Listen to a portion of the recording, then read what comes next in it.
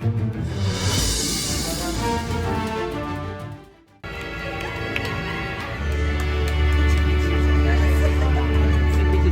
you like that heel click? You're welcome.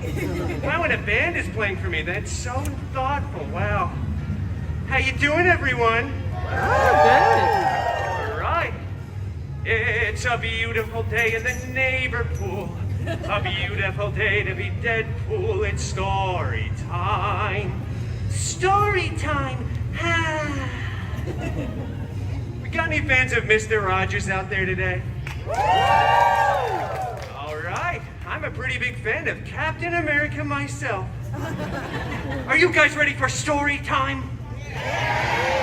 Well, that's good to hear because I certainly have a story to tell. Gosh, I love to talk.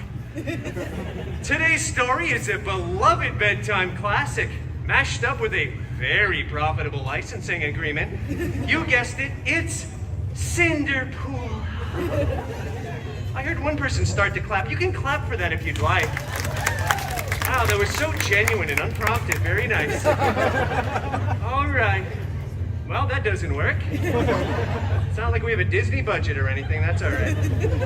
Look at these adorable pictures, by the way. Look how cute Deadpool is. Any Mary Poppins fans out there? Yeah! Oh, thank you so much for cheering. I scribbled these myself. All right. Once upon a time. You know what? It just feels wrong when I'm doing it with myself. Why don't we all say it together, shall we? 1, 2, 3. Once upon a time. Wasn't that so much more fun and interactive when we were all in this together? For those of you that didn't participate, get your head in the game. Sorry about that little outburst, though. Anyway, upon that time, once, Cinderpool lived in a big mansion with his shiny-headed step-professor and a bunch of hideous step-mutants. The biggest one, Colossus, was always making up stupid rules that no one cared about.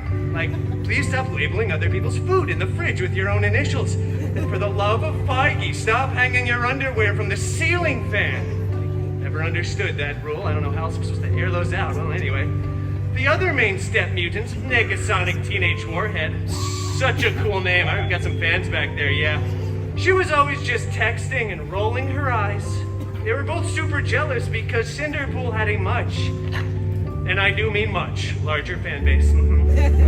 They don't call this story time with Colossus now, do they? Well, anyway, one day, an expendable non-union extra came running across the mansion grounds, screaming. King Thanos was planning the biggest battle of Phase 3. The last truly relevant phase. Cinderpool desperately wanted to go to this big battle, but Colossus said, no, too dangerous. Cinderpool don't know how to be part of team. And then Colossus ripped up Cinderpool's nicest costume before Negasonic Teenage Warhead, again, it's such a cool name, made it explode into a million pieces with her mind powers. And then popped her gum. Oh, so Gen Z. On fleek, Sigma, no cap. Cinderpool was very bummed and felt very vulnerable and exposed. Minus 100,000 aura negative Ohio Riz, as Negasonic would say. Whatever that means. He ran out onto the mansion grounds, stumbling for dramatic effect. Hello there, camera. When suddenly, a big, strange, sparkly circle appeared. And from out of this big, strange, sparkly circle walked out Cinderpool's fairy, hairy god mutant, Wolverine!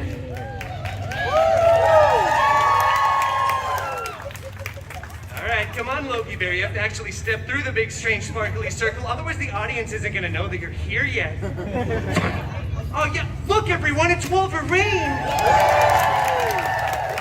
Wow, what an absolute unexpected surprise for everyone here. Wait a minute. Where's your cardigan? I made you a matching cardigan, Loki Bear. No, I shredded that.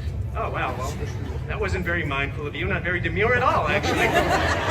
That's fine. We can get started regardless.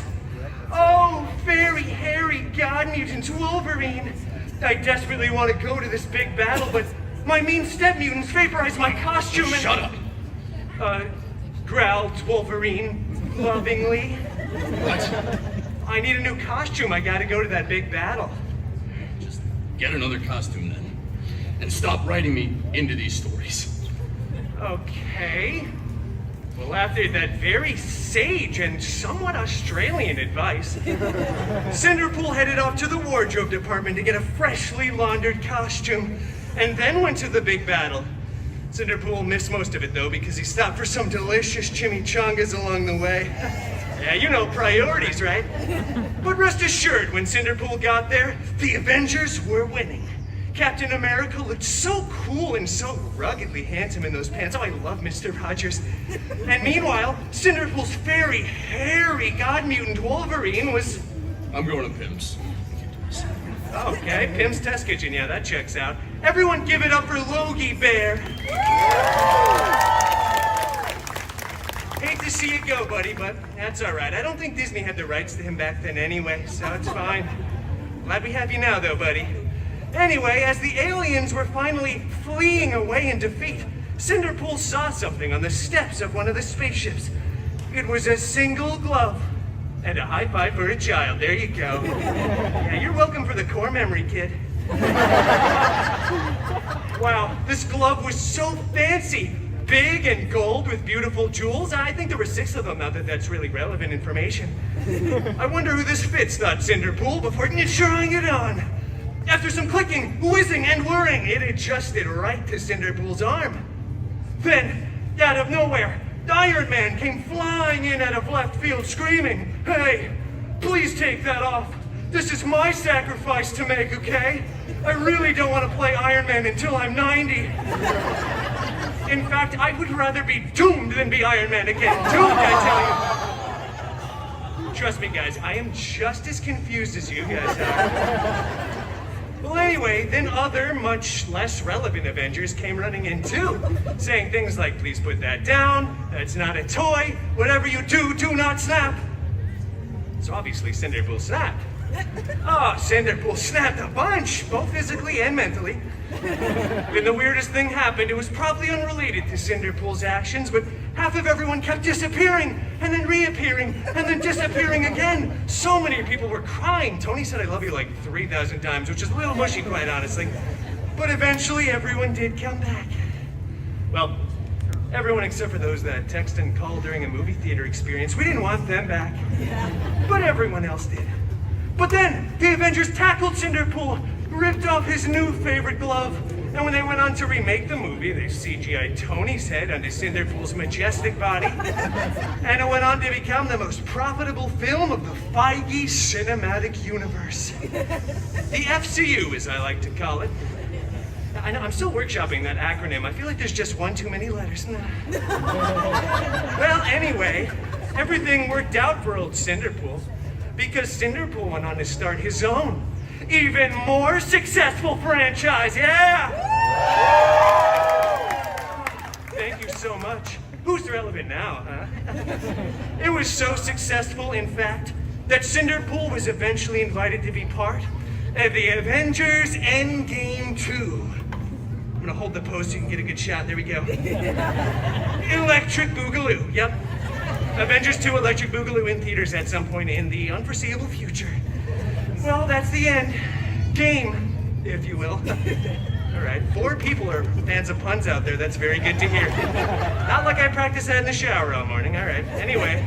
Thank you all for coming to another illustrious story time with your new favorite Disney princess, Deadpool.